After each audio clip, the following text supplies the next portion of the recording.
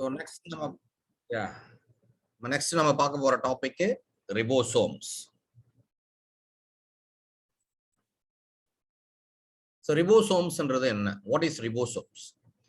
Ribosomes are smallest particle present in large numbers in all living cells. They serve as place for protein synthesis. Ribosomes were discovered by George Emil Palade in early 1950s as dense granules present in cytoplasm. The term ribosome was proposed by Richard B. Robert in the end of 1950s. The ribosomes are found scattered in cytoplasm. There are about 10,000 ribosomal particles present in cytoplasm. 30% of the cell weight is ribosomes in a bacterial cell. In prokaryotes, the ribosomes are 70S type, and eukaryotes, they are 80S type. S stands for Svedberg unit, named according to the ability of sedimentation during centrifugation. Ribosomes என்றது என்ன அப்படின்னா, ribosomes எல்லா living செல்ஸ்லயுமே அதிக அளவுல அதிக எண்ணிக்கையில அதிகமா இருக்கிற ஒரு சிறிய பார்ட்டிகல்.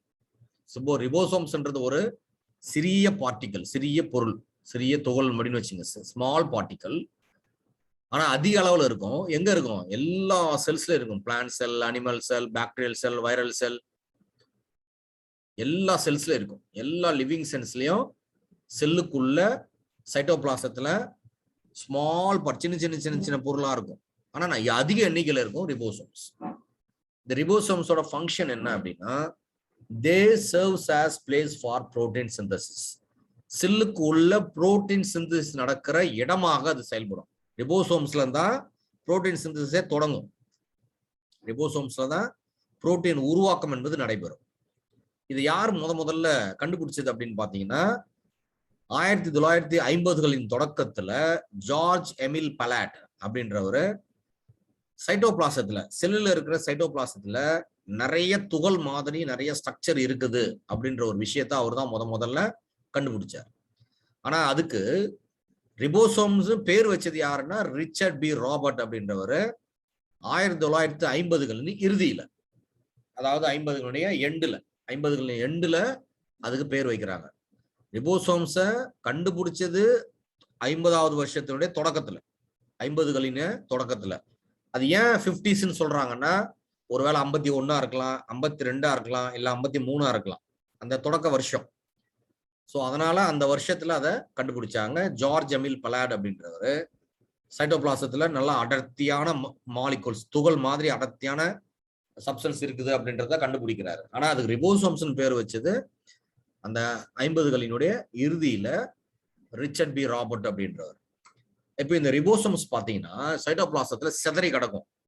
செல்லோட சைட்டோபிளாசத்துல அதிக அளவுல சிதறி கிடக்கும். சோ கிட்டத்தட்ட there are about 10,000 ribosomal particle present in cytoplasm. ஒரு சைட்டோபிளாஸ்ல பாத்தீங்கன்னா கிட்டத்தட்ட 10,000 வரைக்கும் ரிபோசோம் பார்ட்டிகல்ஸ் இருக்கும். அப்போ 30% of cell weight is ribosomes in a bacterial cell. ஒரு பாக்டீரியாவுடைய செல்லுல அந்த செல்லோட வெயிட் இருக்கு இல்லையா, பாக்டீரியா செல்லுன்னா அந்த செல்லுக்கு ஒரு வெயிட் இருக்கும். அந்த செல்லோட வெயிட்ல 30% ரிபோசோம்ஸ் தான் இருக்கும். ஒரு செல்லோட வெயிட்ல இடையில கிட்டத்தட்ட 30% ரிபோசோம்ஸே இருக்கு. இதே ப்ரோகேரியாட்ஸ்ல பாத்தீங்கன்னா, ப்ரோகேரியாட்ஸ் எது? பாக்டீரியா தான் prokaryotes. In prokaryotes the ribosomes are 70S type. So ப்ரோகேரியாட்ஸ்ல அது இருக்கிற செல்ல இருக்கிற ரிபோசோம்ஸோட வகை பார்த்தீங்கன்னா 70S டைப்.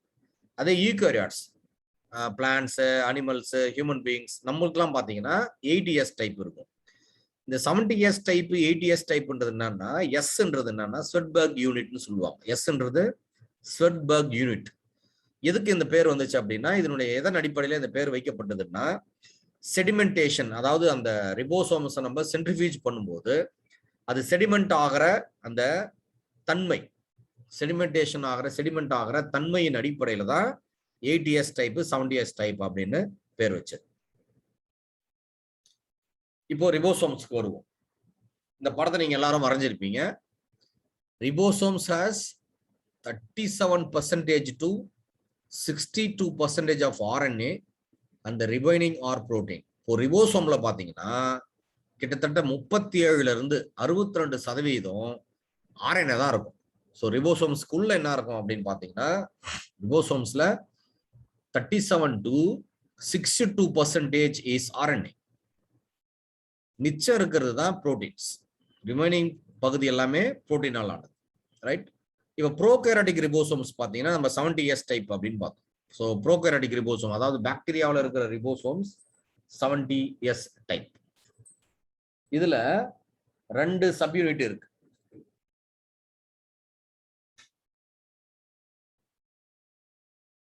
இதுல 2 சப்யூனிட் இருக்கு. அதாவது 70s நம்ம பிரிச்சோம் அப்படின்னா அதுல 2 பகுதி இருக்கு. ஒன்னு 50s, இங்க மேல படத்துல பாத்தீங்கன்னா தெரியும் 50s பெரிதாக இருக்கிற ஒரு பகுதி, அடுத்து சிறிய பகுதி லார்ஜ் சப்யூனிட், ஸ்மால் சப்யூனிட். இந்த லார்ஜ் சப்யூனிட்டை 50s சப்யூனிட் அப்படின்னு சொல்றோம். இந்த ஸ்மால் போர்ஷனை வந்து யூனிட்டை வந்து 30s சப்யூனிட் அப்படின்னு சொல்றோம். அப்போ ரிபோசோம்ஸை நம்ம 2 வகையா பிரிக்கிறோம், 2 சப்யூனிட்டா பிரிக்கிறோம்.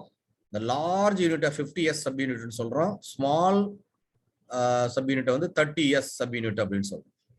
அதே மாதிரி யூகேரியாட்ஸ்ல பாத்தீங்கன்னா அது 80s டைப் இல்லையா, அந்த லார்ஜ் போர்ஷனை வந்து 60s அப்படின்னும் ஸ்மால் போர்ஷனை வந்து 40s சப்யூனிட்னு பிரிக்கிறோம். எப்படி ப்ரோகேரியாட்ல 70s டைப்பை 50s 30s அப்படின்னு சொல்றோமோ, அதே யூகேரியாட்ல ரிபோசோம்ஸை பாத்தீங்கன்னா அந்த லார்ஜ் சப்யூனிட்டை 60s சப்யூனிட் அப்படின்னும் ஸ்மால் யூனிட்டை 40s டைப் அப்படின்னும் சப்யூனிட் அப்படின்னும் சொல்றோம். அடுத்து இந்த ரிபோசோம்ஸோட activity, the activity of ribosomes were carried out and determined by the RNA and the protein present in the ribosome. இந்த ரிபோசோம்ஸோட செயல்பாடுகள் எதன் அடிப்படையில் அமையும் அப்படின்னா, இந்த ரிபோசோம்ஸோட செயல்பாடுகள் எதன் அடிப்படையில் தீர்மானிக்கப்படுது அப்படின்னு பாத்தீங்கன்னா, அது உள்ள இருக்கிற ஆர்என்ஏவோ புரோட்டீனோட எண்ணிக்கை. இப்ப எந்த அளவுக்கு அதுக்குள்ள ஆர்என்ஏ இருக்குது, எந்த அளவுக்கு அதுக்குள்ள புரோட்டீன் இருக்கோ அதன் அடிப்படையில் தான் அதோடைய செயல்பாடுகள் தீர்மானிக்கப்படுது. அடுத்தது இந்த ரிபோசோம்ஸ்ல பாத்தீங்கன்னா, இந்த ரிபோசோம்ஸ் ஹாஸ் 3 சைட், 3 பகுதி இருக்கு. ரிபோசோம்ஸ்குள்ள 3 பகுதி இருக்கு. A, P and E site. A site, P site and E site. பாருங்க படத்துல இருக்கு பாருங்க, A site, E site and P site. இங்க பாருங்க, E site, P peptidyl site, A aminoacyl site. இங்க ஒரு A site, P site and E site. இந்த ரிபோசோம்ஸ்குள்ள 3 சப்யூனிட், 3 பகுதி இருக்கு. Ribosomes has 3 site, A, P and E. படத்தை எடுத்து பாத்தீங்கன்னா தெரியும். அந்த ஏ சைட்டை நம்ம என்ன சொல்றோம்னா aminoacyl site. P site என்ன சொல்றோம், பெப்டிடைல் சைட். இ சைட் என்ன சொல்றோம், exit site. A site aminoacyl site, P site peptidyl site and E சைட்டை வந்து எக்ஸிட் சைட் அப்படின்னு சொல்றோம். இப்போ coming to the functions of ribosomes. ரிபோசோம்ஸோட ஃபங்க்ஷன் என்ன? They serve as site for protein synthesis during translation.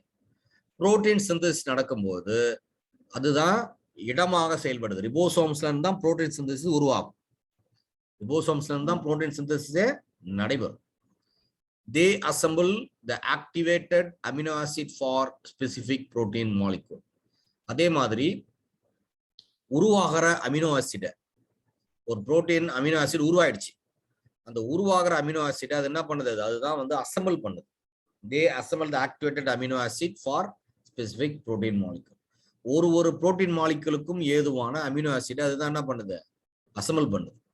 The small subunit of ribosome helps mRNA during translation. இப்போ இந்த ரிபோசோம்ஸ்ல இந்த ஸ்மால் சப்யூனிட் இருக்கு இல்லையா, 30s சப்யூனிட், அது mRNAவுக்கு புரோட்டீன் சிந்தசிஸ் ப்ராசஸ்க்கு உதவி பண்ணுது. புரோட்டீன் சிந்தசிஸ் நடக்கிறதுக்கு mRNAவுக்கு அந்த 30s சப்யூனிட் உதவி பண்ணுது. இந்த லார்ஜர் சப்யூனிட் 50s டைப் பாத்தீங்கன்னா பெப்டைட் பாண்ட் ஃபார்மேஷன், அந்த அமினோ ஆசிட் சிந்தசிஸ் நடக்கும்போது, புரோட்டீன் சிந்தசிஸ் நடக்கும்போது பெப்டைட் பாண்ட் ஃபார்மேஷன் ஆகிறதுக்கு 50s டைப் ஹெல்ப் பண்ணுது.